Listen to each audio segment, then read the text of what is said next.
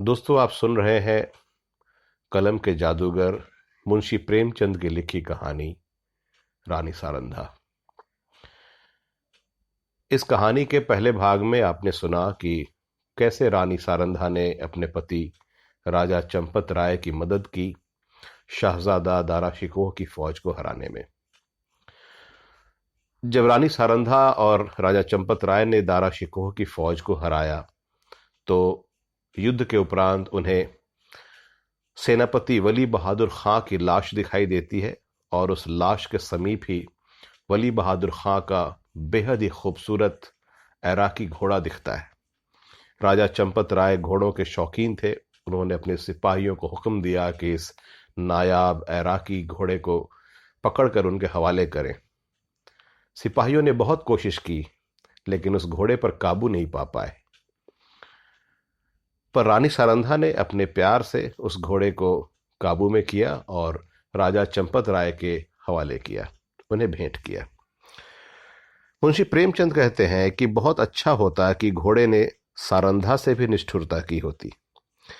यही सुंदर घोड़ा आगे चलकर इस राज परिवार के लिए जटित मृग साबित हुआ। आइए सुनते हैं इस कहानी को अब आगे। शहजादा मुहियुद्दीन चंबल के किनारे से आगरे की ओर चला तो सौभाग्य उसके सिर पर मूर्छल हिलाता था। जब वह आगरे पहुंचा तो विजय देवी ने उसके लिए सिंहासन सजा दिया। औरंगजेब गुणज्ञ था। उसने बादशाही सरदारों के अपराध क्षमा कर दिए, उनके राज्य पद लौटा दिए और राजा चंपत राय को उसके बहुमूल्य कृत्यों के उपलक्ष्य में 12,000 मनसब प्रदान किया। ओरछा से बनारस और बनारस से जमुना तक उसकी जागीर नियत की गई। बुंदेला राजा फिर राजसेवक बना, वह फिर सुख विलास में डूबा और रानी सारंधा फिर पराधीनता के शोक से घुलने लगी। वली बहादुर खां बड़ा वाक्य चतुर मनुष्य था। उसकी मृदुता ने शीघ्र ही उसे बादशाह आलमगीर का विश्वास पात्र बना दिया। उस पर राजसभा में सम्मान की दृष्टि पड़ने लगी। पर खां साहब के मन में अपने घोड़े के हाथ से निकल जाने का बड़ा शौक था। एक दिन कुंवर छत्रसाल उसी घोड़े पर सवार होकर सैर को गया था। वो खां साहब के महल की तरफ जा निकला। वली बहादुर ऐसे ही अफसर की ताक में था। उसने तुरंत अपने सेवकों को इशारा किया। राजकुमार बेचारा अकेला क्या करता। पांव पांव घर आया और उसने सारंधा से सब समाचार बयान किया। रानी का चेहरा तमतमा गया। बोली, मुझे इसका शोक नहीं कि घोड़ा हाथ से गया, शोक इसका है कि तू उसे खोकर जीता क्यों लौटा। क्या तेरे शरीर में बुंदेलों का रक्त नहीं है? घोड़ा न मिलता न सही, किंतु तुझे दिखा देना चाहिए था कि एक बुंदेला बालक से उसका घोड़ा छीन लेना हंसी नहीं है। यह कहकर उसने अपने 25 योद्धाओं को तैयार होने की आज्ञा दी। स्वयं अस्त्र धारण किया और योद्धाओं के साथ वली बहादुर खां के निवास स्थान पर जा पहुंची। खां साहब उसी घोड़े पर सवार होकर दरबार चले गए थे। सारंधा दरबार की तरफ चली और एक क्षण में किसी वेगवती नदी के समान बादशाही दरबार के सामने जा पहुंची। ये कैफियत देखते ही दरबार में हलचल मच गई। अधिकारी वर्ग इधर उधर से आकर जमा हो गए, यहां तक कि आलमगीर भी सहन में निकल आए। लोग अपनी अपनी तलवारें संभालने लगे और चारों तरफ शोर मच गया। कितने ही नेत्रों ने इसी दरबार में अमर सिंह की तलवार की चमक देखी थी। उन्हें वही घटना फिर याद आ गई। सारंधा ने उच्च स्वर से कहा, खां साहब, बड़ी लज्जा की बात है। आपने वही वीरता जो चंबल के तट पर दिखानी चाहिए थी, आज एक अबोध बालक के सम्मुख दिखाई है। क्या यह उचित था कि आप उससे घोड़ा छीन लेते? वली बहादुर खां की आंखों से अग्नि ज्वाला निकल रही थी। वे कड़ी आवाज से बोले, किसी गैर की क्या मजाल है कि मेरी चीज अपने काम में लाए? रानी ने कहा, वो चीज आपकी नहीं, मेरी है। मैंने उसे रणभूमि में पाया है और उस पर मेरा अधिकार है। क्या रणनीति की इतनी मोटी बात भी आप नहीं जानते? खां साहब ने कहा, वो घोड़ा मैं नहीं दे सकता, उसके बदले में सारा अस्तबल आपकी नजर है। मैं अपना घोड़ा लूंगी। मैं उसके बराबर जवाहरात दे सकता हूं परंतु घोड़ा नहीं दे सकता। रानी ने कहा, तो फिर इसका निश्चय तलवार से होगा। बुंदेला योद्धाओं ने तलवारें सौंत ली और निकट था कि दरबार की भूमि रक्त से प्लावित हो जाए। बादशाह आलमगीर ने बीच में आकर कहा, रानी साहिबा, आप सिपाहियों को रोकें। घोड़ा आपको मिल जाएगा, परंतु इसका मूल्य बहुत देना पड़ेगा। रानी ने कहा, मैं उसके लिए अपना सर्वस्व खोने को तैयार हूं। जागीर और मनसब भी? जागीर और मनसब कोई चीज नहीं। अपना राज्य भी?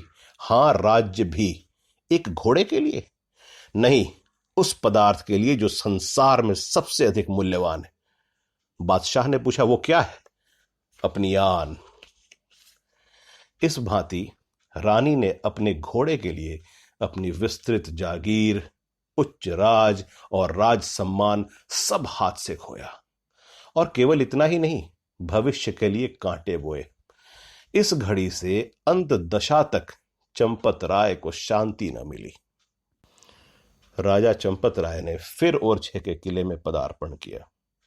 उन्हें मनसब और जागीर के हाथ से निकल जाने का अत्यंत शोक हुआ, किंतु अपने मुंह से शिकायत का एक शब्द नहीं निकाला। वे सारंधा के स्वभाव को भली भांति जानते थे। शिकायत इस समय उसके आत्मगौरव पर कुठार का काम करती। कुछ दिन यहां शांतिपूर्वक व्यतीत हुए, लेकिन बादशाह सारंधा की कठोर बात भूला न था।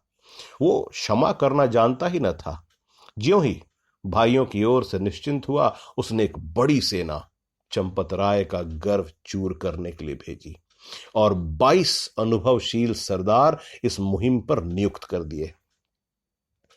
शुभकरण बुंदेला बादशाह का सूबेदार था। शुभकरण बुंदेला चंपत राय का बचपन का मित्र और सहपाठी भी था।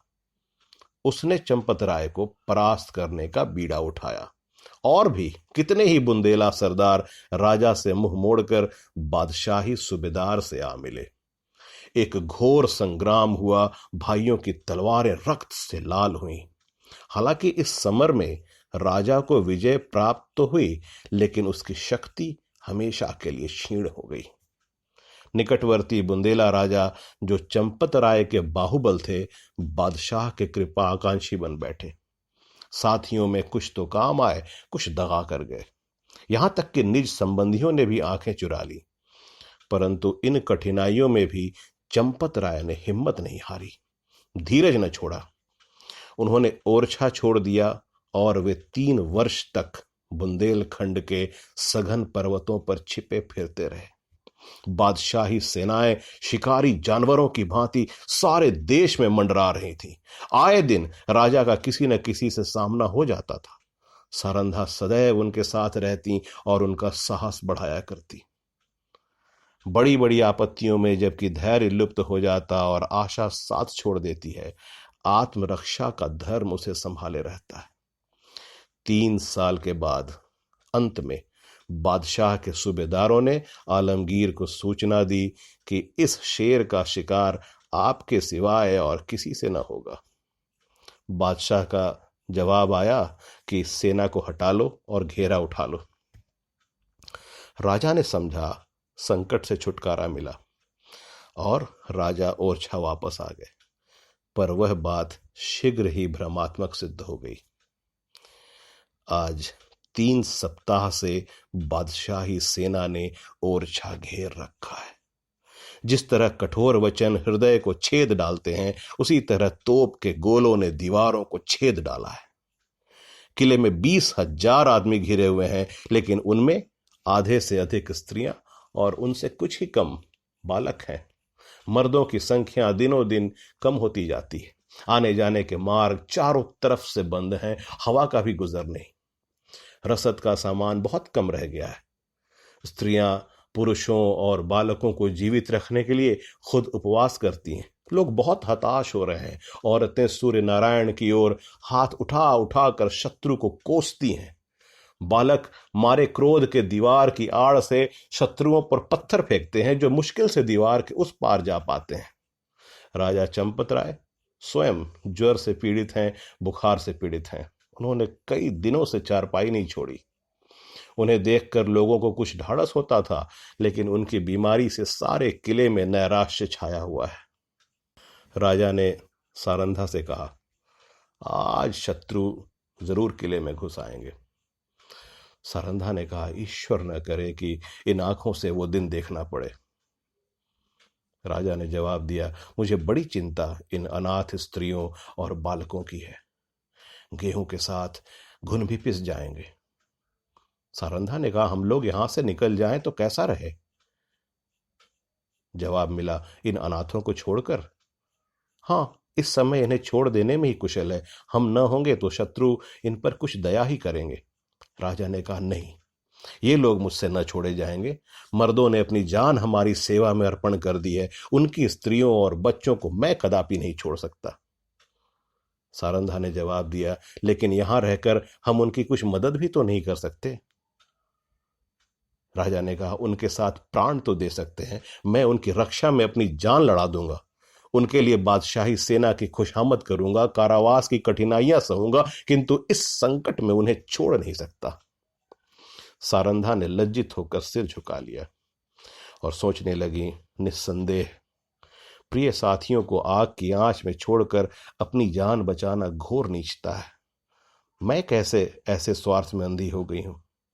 लेकिन एकाएक विचार उत्पन्न हुआ। बोली, यदि आपको विश्वास हो जाए कि इन आदमियों के साथ कोई अन्याय न किया जाएगा, तब तो आपको चलने में कोई बाधा न होगी। राजा ने कुछ सोचकर कहा, कौन विश्वास दिलाएगा?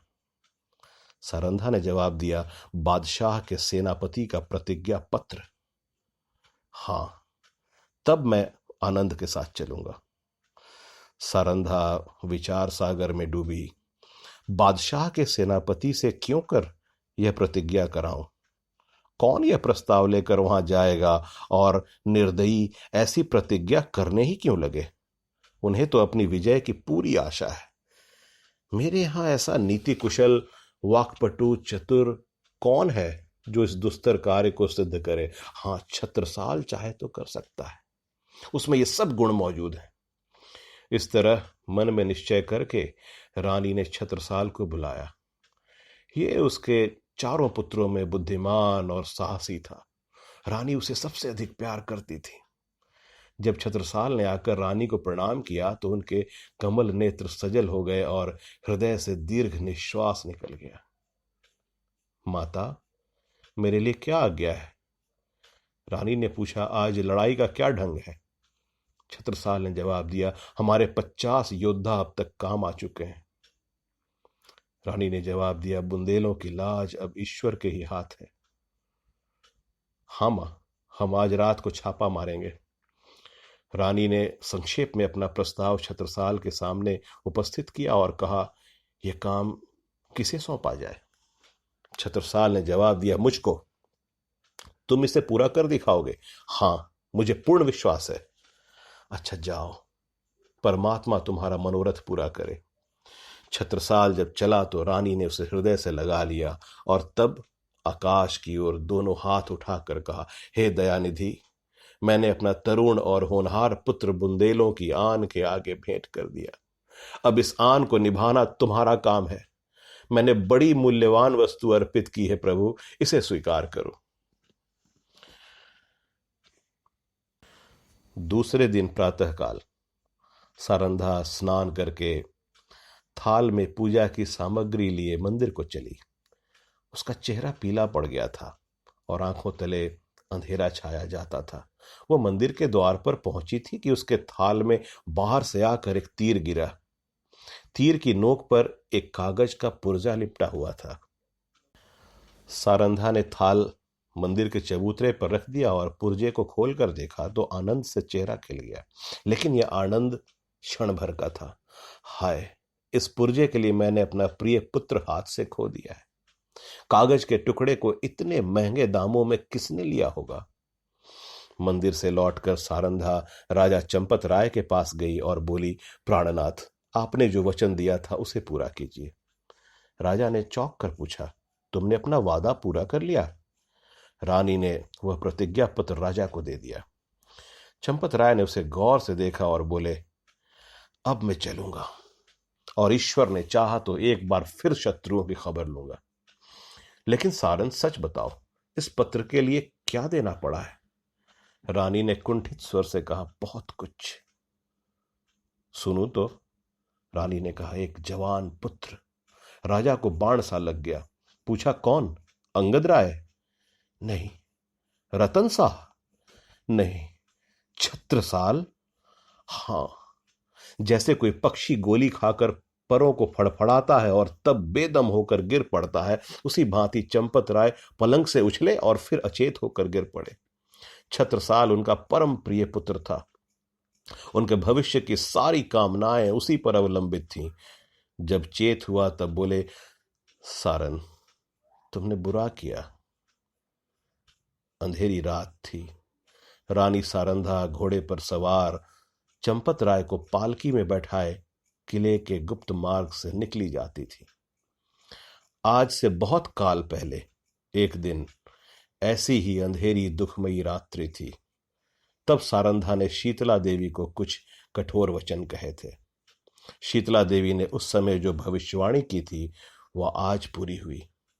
क्या सारंधा ने उसका जो उत्तर दिया था वो भी पूरा होकर रहेगा? मध्याह्न था। सूर्य नारायण सिर पर आकर अग्नि की वर्षा कर रहे थे। शरीर को झुलसाने वाली प्रचंड प्रखर वायु वन और पर्वत में आग लगाती फिरती थी। ऐसा विदित होता था मानो अग्निदेव की समस्त सेना गरजती हुई चली आ रही है। गगन मंडल इस भय से कांप रहा था। रानी सारंधा घोड़े पर सवार चंपत राय को लिए पश्चिम की तरफ चली जाती थी। ओरछा 10 कोस पीछे छूट चुका था और प्रतिक्षण यह अनुमान स्थिर होता जाता था कि अब हम भय के क्षेत्र से बाहर निकल आए। राजा पालकी में अचेत पड़े हुए थे और कहार पसीने में सराबोर थे। पालकी के पीछे 5 सवार घोड़ा बढ़ाए चले आते थे। प्यास के मारे सबका बुरा हाल था। तालू सूखा जाता था। किसी वृक्ष की छांव और कुएं की तलाश में आंखें चारों ओर दौड़ रही थीं। अचानक सारंधा ने पीछे की तरफ फिर कर देखा तो उसे सवारों का एक दल आता हुआ दिखाई दिया। उसका माथा ठनका कि कुशल नहीं है, ये लोग अवश्य हमारे शत्रु हैं। फिर विचार हुआ कि शायद मेरे राजकुमार अपने आदमियों को लिए सहायता को आ रहे हैं। निराशा में भी आशा साथ नहीं छोड़ती। कई मिनट तक वह इसी आशा और भय की अवस्था में रही, यहां तक कि वह दल निकट आ गया और सिपाहियों के वस्त्र साफ साफ नजर आने लगे। रानी ने एक ठंडी सांस ली। उसका शरीर तिनके की भांति कांपने लगा। ये बादशाही सेना के लोग थे। सारंधा ने कहारों से कहा, डोली रोक लो। बुंदेला सिपाहियों ने भी तलवारें खींच ली। राजा की अवस्था बहुत शोचनीय थी, किंतु जैसे दबी हुई आग हवा लगते ही प्रदीप्त हो जाती है, उसी प्रकार इस संकट का ज्ञान होते ही इस जर्जर शरीर में वीरात्मा चमक उठी। वे पालकी का पर्दा उठाकर बाहर निकल आए। धनुष बाण हाथ में ले लिया, किंतु वो धनुष जो उनके हाथ में इंद्र का वज्र बन जाता था इस समय जरा भी न झुका। सिर में चक्कर आया, पैर थर्राए और वे धरती पर गिर पड़े। भावी अमंगल की सूचना मिल गई। उस पंख रहित पक्षी के समान जो सांप को अपनी तरफ आते देखकर ऊपर को उचकता और फिर गिर पड़ता है, राजा चंपत राय फिर संभल कर उठे और फिर गिर पड़े। सारंधा ने उन्हें संभाल कर बिठाया और रोकर बोलने की चेष्टा की, परंतु मुंह से केवल इतना निकला, प्राणनाथ। इसके आगे मुंह से एक शब्द भी न निकल सका। आन पर मरने वाली सारंधा इस समय साधारण स्त्रियों की भांति शक्तिहीन हो गई। लेकिन कुछ हद तक यह निर्बलता स्त्री जाति की शोभा होती है। चंपत राय बोले, सारन, देखो हमारा एक वीर जमीन पर गिरा। शोक, जिस आपत्ति से पूरे जीवन डरता रहा, उसने इस अंतिम समय में आ घेरा। मेरी आंखों के सामने शत्रु तुम्हारे कोमल शरीर में हाथ लगाएंगे और मैं जगह से हिल भी ना पाऊंगा। हाय मृत्यु, तू कब आएगी? यह कहते कहते उन्हें एक विचार आया। तलवार की तरफ हाथ बढ़ाया, मगर हाथों में दम न था। तब सारंधा से बोले, प्रिय, तुमने कितने ही अवसरों पर मेरी आन निभाई है। इतना सुनते ही सारंधा के मुरझाए हुए मुख पर लाली दौड़ गई। आंसू सूख गए। इस आशा में कि मैं पति के कुछ काम आ सकती हूं, उसके हृदय ने बल का संचार कर दिया।